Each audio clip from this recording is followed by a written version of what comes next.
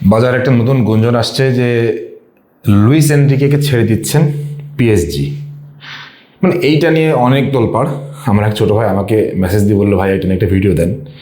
আমি সিরিয়াসলি মানে PSG Luis এনরিকেকে ছেড়ে দিবে এইটা নিয়ে ভিডিও করার কোনো ইচ্ছা আমার ছিল না, কিন্তু মনে হইলো যে এত যখন হাইপ মার্কেট মানে চাচ্ছে তাহলে ঠিক আছে এটা নিয়ে একটা ভিডিও করা যাক।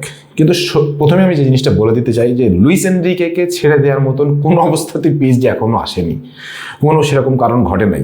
দেখেন কিছু ক্লিক বাইট থাকে, ক্লিক বাইট বোঝেন তো, মিডিয়াতে কিছু ক্লিক বাইট মানে এই টাইপের কথাগুলো বললে ভাইরাল হয়ে যায়। সো এখন আমি যদি বলি যে পিএসজিকে ছেড়ে দিয়েছে বা লুইস এনরিকেকে ছেড়ে দিয়েছে পিএসজি এবং ম্যানচেস্টার ইউনাইটেডে জয়েন করছে লুইস এনরিকে, হ্যাপি খাবে মানুষ, কিন্তু এটা ওটা ভুয়া, মিথ্যা এবং একটা সাজানো গল্প।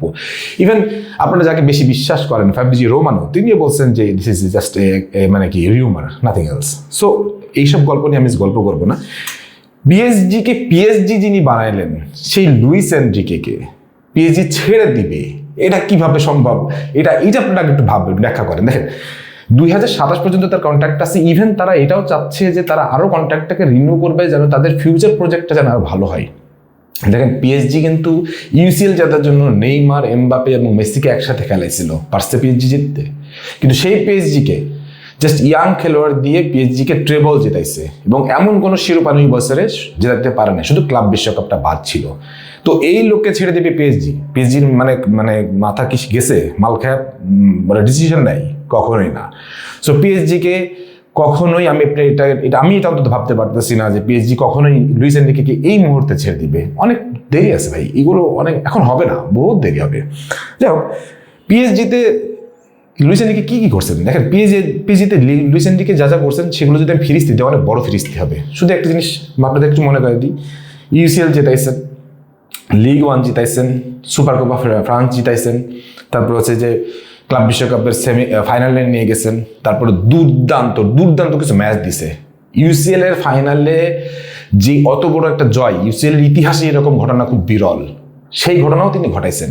কিভাবে ঘটাইছেন দেখেন, তিনি যেটা চিন্তা করছেন, তিনি সেটা সুপারস্টার নির্ভর দল করতে চান নাই। তিনি বলছেন যে আমি ইয়াং খেলোয়াড় নির্ভর দল করতে চাই এবং যারা সবাই গোল করবে, সবাই মিলে 30টা গোল হোক, কিন্তু একজন 50টা গোল করা দরকার নেই।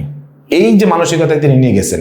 দেখেন ভিতিনাকে তিনি ডিপ প্লে মেকিং এ যে রোলটা দেন, দাউবেকে যে রোলটা দেন, তারপরে হচ্ছে যে চান্স ক্রিয়েট করার জন্য ডেম্বেলেকে যে রোলটা দেন, এই রোলগুলো সবাই ক্লিয়ারলি জানে যে কত সময়ের মধ্যে এই রোলটা আমাকে কতটুকুর জন্য পালন করতে হবে, বক্স টু বক্স কতটুকু যাইতে হবে, ওভারল্যাপিং কতটুকু করতে হবে। দেখেন ইউজুয়ালি কিন্তু সে সবসময় একটা জিনিস মানে ফলো করে, সেটা হচ্ছে যে 3-4-3 বা 4-3-3 এই টাইপের একটা ফরমেশন ফলো করে। কিন্তু যখন সে প্রেসে পড়ে যায় তখন দেখবেন 3-5-2 অথবা 5-3-2 এই ফরমেশনে চলে আসে। তার মানে কি দ্রুত ট্রানজিশন করে এবং কাউন্টারে যখন যাই তখন কাউন্টারগুলো অনেক ওপেন করে নিয়ে যায়। আপনি চিন্তা করে দেখেন, আশরাফ হাকিমিকে কনভার্টেড মিডফিল্ডার বানাই ফেলছেন তিনি। হ্যাঁ, মেন্দেসকে তিনি কনভার্টেড মিডফিল্ডার বানাই ফেলছেন, যারা কিনা ফুল ব্যাক বা মানে ব্যাক লাইন সামলায়, তারা কিন্তু কনভার্টেড মিডফিল্ডার। এইটা লুইস এনরিকের পক্ষে সম্ভব। লুইস এনরিকে ছাড়া এই ধরনের কাজ করা সম্ভব না। বার্সেলোনাতে সে অতটা ম্যাচিউড আমার কাছে মনে হতো না, কিন্তু পিএসজিতে আমার কাছে মনে হয় ভাই সুপার ম্যাচিউড। তাকে আমি মনে করি বিশেষ সেরা কোচ এই সময়ের জন্য। সো সেই কোচকে পিএসজি ছেড়ে দিবে এখনই, এটা মানে মূর্খের কথাবার্তা। যারা এগুলো নিয়ে ভিডিও করতেছেন তাদেরকে বলবো, ভাই হুদাই ভিউ বাড়ানোর জন্য ভিডিও করেন না, এইসব ভিডিও করে শুধু নিজের ওয়েট নষ্ট করেন না। তো এই লোকটা এত কিছু করলো, পিএসজিকে এত কিছু আয়না দিল, এত সুন্দর একটা সিস্টেম তৈরি করলো, তারপর হচ্ছে যে ড্রেসিং রুম সামলাইলো, তারপরে মানে প্লেয়ারদেরকে তাদের রোলগুলো বুঝাই দিল, যেখানে কোনো ঝামেলা নাই, সেই লোকটা কিনা তাকে ছেড়ে দিবে, ম্যানচেস্টার ইউনাইটেড তাকে নিবে। ভাই ম্যানচেস্টার ইউনাইটেডের প্রতি আগ্রহ থাকতে পারে, লুইস এনরিকের ইংলিশ প্রিমিয়ার লিগের প্রতি তার প্রচুর আগ্রহ আছে, কিন্তু সেই আগ্রহটার অর্থ এই না যে পিএসজি তাকে ছেড়ে দিচ্ছে এখনই সে আগ্রহ দেখাচ্ছে। পিএসজিকে তাকে ছাড়তে হবে, কখনোই ছাড়বে না এই মুহূর্তে। 2027 আগে পর্যন্ত তো নাই, তারপরও তারা ফিউচার প্ল্যানের জন্য তারা আরো কন্ট্রাক্ট এক্সটেন্ড করতে যাচ্ছে। সো লুইস এনরিকে যে এত অর্জন করছেন এবং এত মানে দুর্দান্ত একটা গেম প্লে, মানে তাকে আমি সত্যি কথা বলি, তার পজিশনাল ফুটবল মানে ভাই দেখেন 60% পজিশন কিন্তু পিএসজিতে সবসময় দিন ধরে রাখার চেষ্টা করেন। ইভেন সেমিফাইনাল ফাইনালও ইউসিএল এর সেই পজিশন যখন হারাই ফেলে তখন দ্রুত জাস্ট 5 সেকেন্ডের মধ্যে তারা হচ্ছে যে আলাদা একটা শেপে চলে আসে। শেপ এসে কি হয়েছে, পুরো একদম মানে ব্যাকলাইন ডিফেন্সে ব্লক করে রাখে।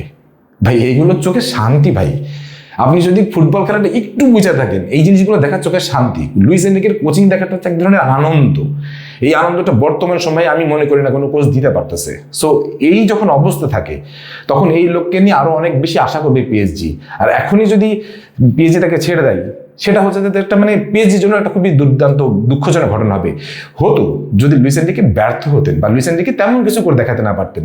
পিএসজিতে তিনি এমন কিছু করে দেখাইছেন মানে যেটা বিরল বিরল। ইউসিএল পর্যন্ত জিতাইছেন, যে ইউসিএল জেতার জন্য তারা 3 জনকে নিয়ে আসছিল, মেসি, নেইমার এবং এমবাপ্পেকে। তারা পর্যন্ত পারে নাই, কিন্তু তিনি তাদেরকে ছাড়া ইউসিএল জিতাইছেন।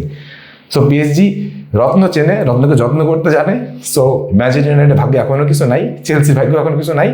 এবং আমি মনে করি লুইস এনরিকে সঠিক জায়গায় আছেন এবং এখানে থাকলেই লুইস এনরিকের সবচেয়ে সেরাটা আমরা দেখতে পাবো। এ ব্যাপারে আপনাদের কি মতামত সেটা অবশ্যই একটু কমেন্ট সেকশনে জানাই দিন। সব ভালো থাকেন, সুস্থ থাকেন, আল্লাহ হাফিজ।